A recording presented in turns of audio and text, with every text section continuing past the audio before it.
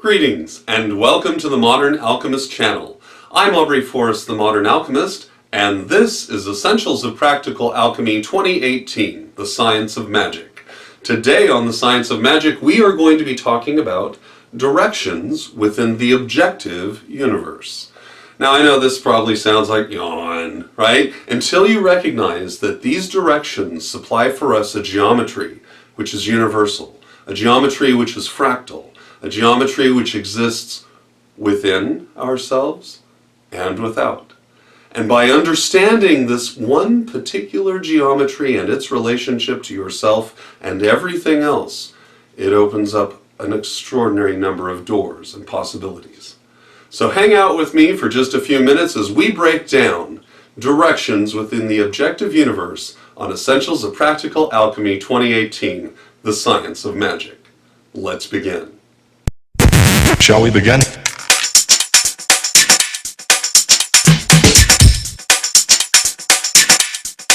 Let's begin now.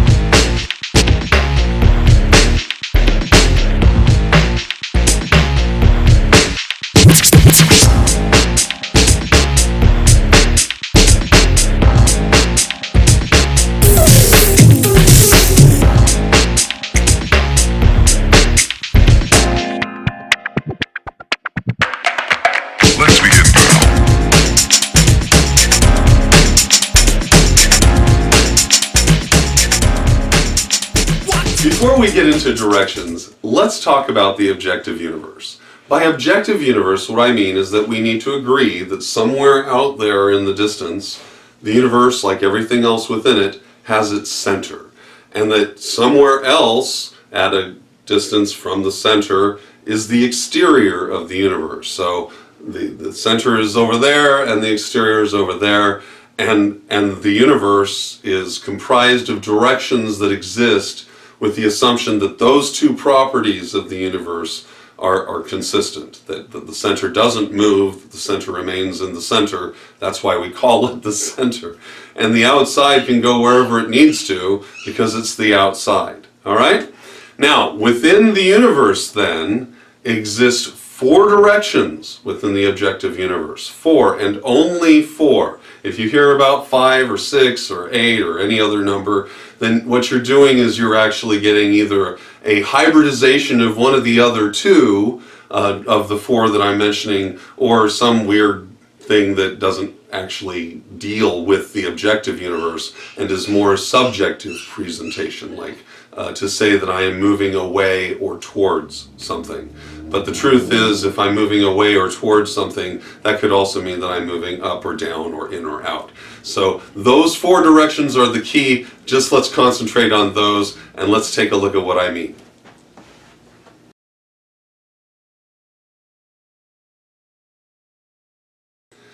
So these are the 4 directions within the universe. We have up and down, in and out. That's it, just 4.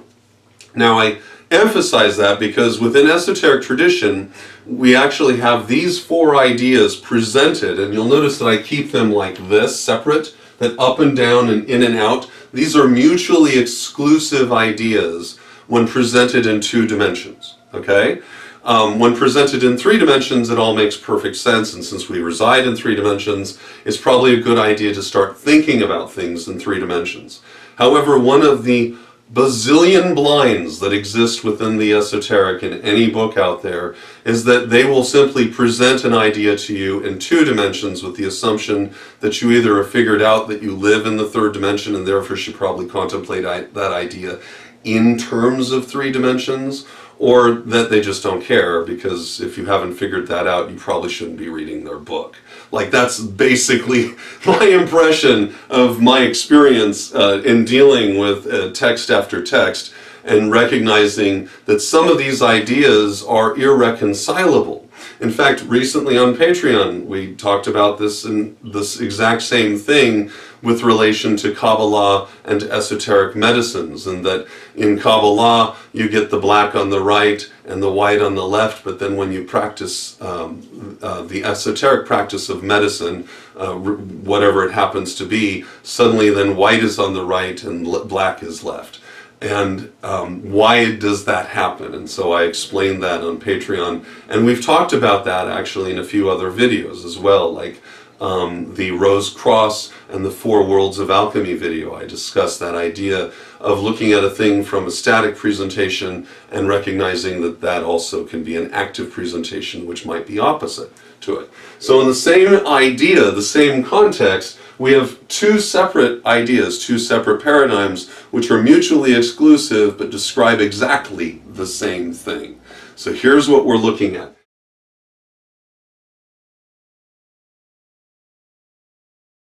When looking at in and out, the way to describe in and out in a two-dimensional presentation is by building a target and having concentric rings meeting towards the center, right?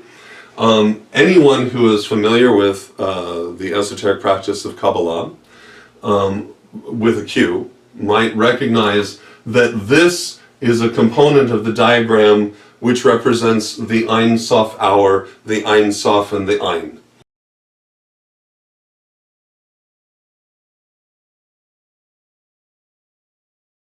Moving in towards the center of all creation, right? So in this description, when looking at it like this, there is no up and down here. Because if I'm on the top here and I'm looking that way, I may think it's down, but I'm really on a circle, so I go around the outside. So up and down do not exist in this presentation. The only thing that exists is that you either move in towards the center or out away from the center. That's it. There are only two ways to go, in or out. and that's it. Very simple. But this will be very confusing in about 2 seconds, because I'm going to describe these directions, and it's going to describe the same thing, but it won't look that way. So let's take a look.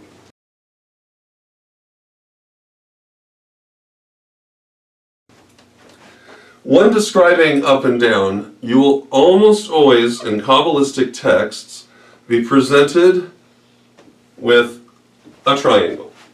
And inside this triangle, then, is the name of God broken down, so that at the very top we have a Yod, then the next level down we have a Yod and a Hey, then at the next level down we have a Yod, a Hey, a Vav,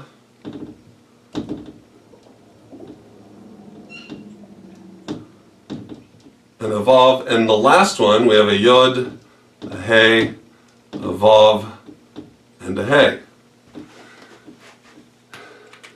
So in this context, the idea is that up is superior to down, just as in is superior to out. In this idea presentation here, then, the highest form of vibration would be at the top of the pyramid, within the fire of Yod, right? The initial outburst of creative outflow. And anything that exists after that is a presentation of creation as it distills and slows down. So that up here you have infinite vibration, and down here you have very low vibration, right? Because things have to chill out a little bit for them to actually turn into something. If everything is getting blasted all the time with super high vibratory energy, all it does is purify the system, which means to sterilize it. So this is the equivalent of like sitting under a UV light up here, right? I'm just trying to give you the idea that as you move your way down, you're also moving your way down through frequency and vibration. So that when we get down here, the Yod He Vav He, which is the material world of 4 elements which we reside within, right? That this world here then is a presentation of the capacity of being down, right? And being able to materialize into material form. This is the visible world down here, and up here is the invisible world of spirit. And it is only invisible because of the rate at which it vibrates. So this is up and down, and this is in and out. And this point here is equivalent to this point here. So how can I create for you a geometry in 3 dimensions that makes it possible to understand that these two opposites can be completely reconciled into a singular image? The way is very simple. You ready? Let's begin.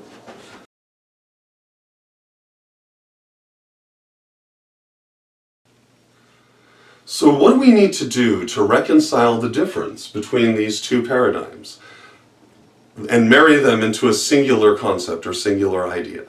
For me, I began with the triangle because it made sense intuitively to me to simply look for an object that could reflect itself at any point.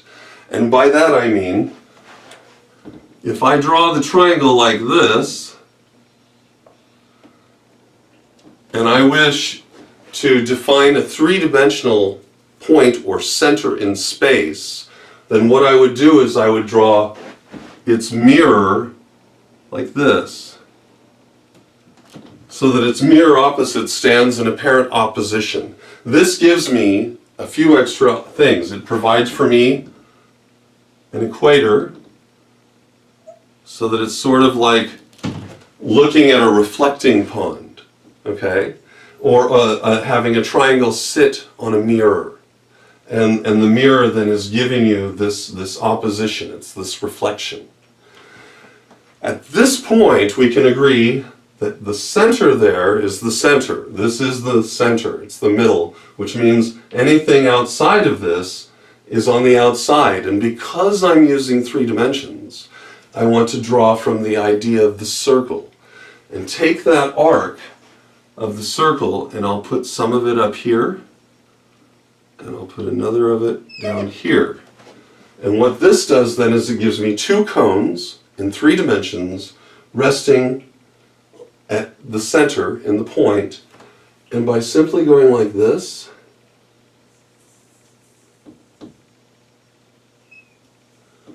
we have a torus, a toroidal shape, which ultimately means that the universe then absorbs its spheroid composition, and within the sphere there are directions, so that no matter which direction you go, if I want to go in or out, going in takes me to the center, going out takes me to the outside, and I can do that out here. I don't have to be inside this little thing. I can be over here and go in or out. If I'm moving up in any direction, up is always going towards the center.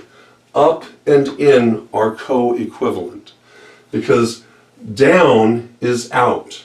So if you're down and out, that means that you have been pushed to the very limits, right? If you're down and out, you're depressed, you're super low vibratory state. Down and out, super low vibratory state. As you move out from the center, this is a less vibratory state, which means it's down.